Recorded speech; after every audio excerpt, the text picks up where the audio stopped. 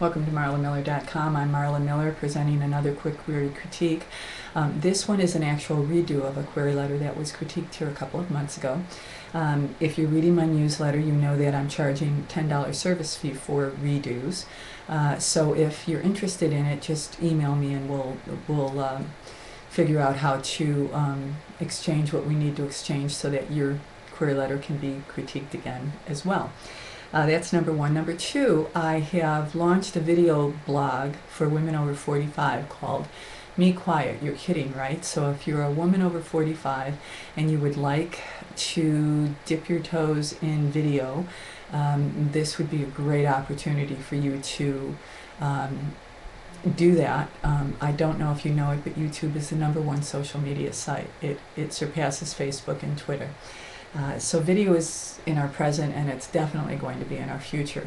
Me Quiet, You're Kidding, right, is just an opportunity for women to offer 3 minutes about anything you want. So go to the site and see if it's something that you would like to do. It's an opportunity for you to promote whatever you're doing, your business, your causes, your grandkids, because I'm going to viral the hell out of this, and I think those of you who have been subscribed to MarlaMiller.com know that I probably will do that. That is my intention anyway. So the URL is www.womenover45speak.com, and it's in the newsletter, and it's also on all of my signatures now. And the vlog itself is called Me Quiet, You're Kidding, right? It's fun. It's going to be informative. It's going to offer an opportunity for women to just speak. Because you might know that as we age, women in our culture are expected to kind of fade from view, and maybe we have in the past, but that was then and this is now. And so this is my contribution to ending that notion that as women age, we fade away. Okay. So let's get to this query letter, and do I have, no, I probably don't have my reading glasses, but I think I'm okay with this. Okay. Here we go. Dear blank, Gina knew life as a federal agent wasn't going to be easy, but it's not half as bad as her personal dilemma. From the day she took her oath, she buried herself in work to occupy her mind and dull the pain in her heart after the love of her life left her for another woman, just prior to their wedding. Not wanting to risk another mind-blowing experience of any sort, she handles cases her way.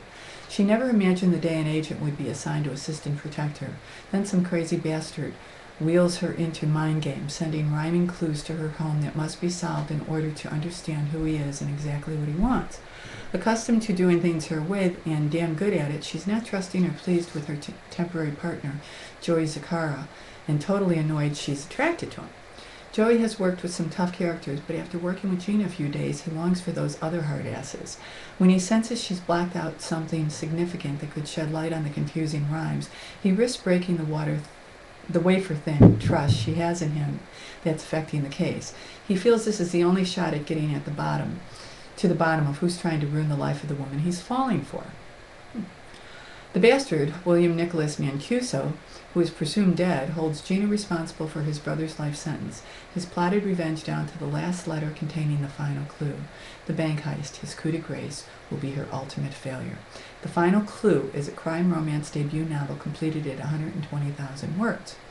I was born and raised in New Jersey and relocated to Florida 27 years ago. Working in law enforcement for the past 23 years inspired me to write this novel for the simple fact that not all things end up the way we want them to.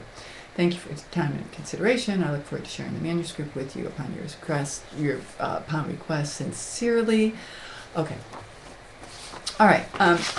What I did was I went back to the other letter, and it's query number 51. So it's on MarlaMiller.com as well, because I wanted to see what she did with this, and I am still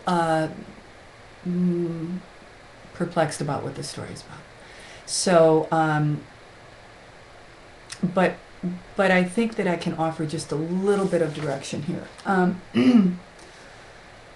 In paragraph 1, not wanting to risk another mind-blowing experience of any sort, she handled cases her way. I don't know what that has to do with that first paragraph, so I want you to take a look at that.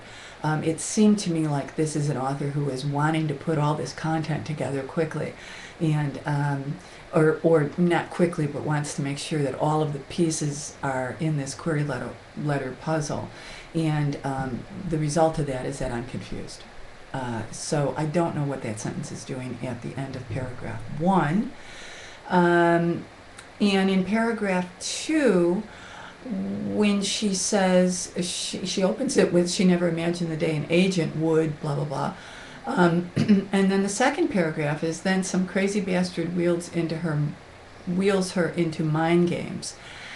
Sending rhyming clues to her home that must be solved. Okay, I think that is probably the beginning of this query letter. So if I'm to understand this right, and here's what I do in my workshops when I really don't understand what story you're trying to tell in this query letter, is I say to people, what's this story about? Okay, so I'm asking you, what's this story about? Okay, and I'll answer it because you're not here. What I think the story is about is that we have a hard-nosed detective who has been decimated by a love gone wrong, who decides to bury herself in her work because that's the only safe place for her, or maybe the only place where she gets her goodies. You know, her esteem issues are in her workplace. Okay, that's cool. And that's okay until something kind of crazy happens, and she knows she's a detective, so she knows that when you start getting messages that are oblique and as odd as these appear to be, rhyming messages, that there's some trouble brewing. So, you know, I would open with that, and you know, it could be that these messages helped her maybe forget about this guy who left her at the altar. Maybe in some way she's happy that at least she's got a focus now other than her broken heart. I don't know. It's a romance suspense.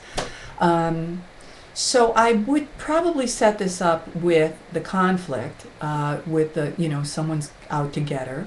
And then weave in a little bit of that backstory. I wouldn't say too much more than she was left at the altar. And then, you know, introduce the detective that has been assigned to protect her. And I believe that